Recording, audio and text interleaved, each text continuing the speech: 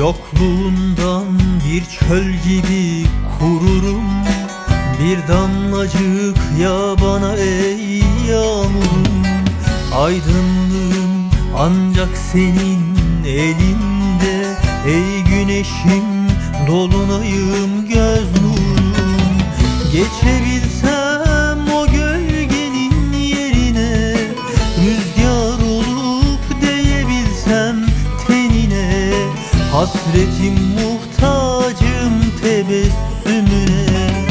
Geçebilsem o gölgenin yerine, rüzgar olup değebilsem tenine, hasretim muhtacım tebessümüne.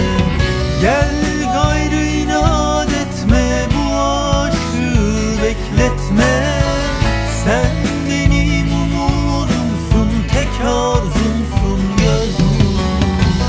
Gel gayrı inat etme, bu aşkı bekletme.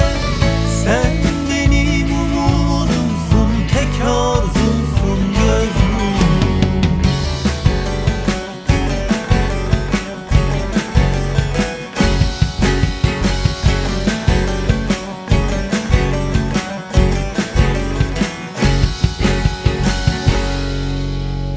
Ben ne inler sazımdaki perdeler, duygulara kafi gelmez nameler.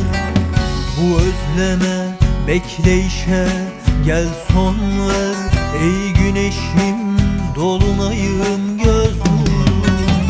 O gün bugün tutsaktır hürriyetim, zaman öksüz, mekan garip, kalp yetim.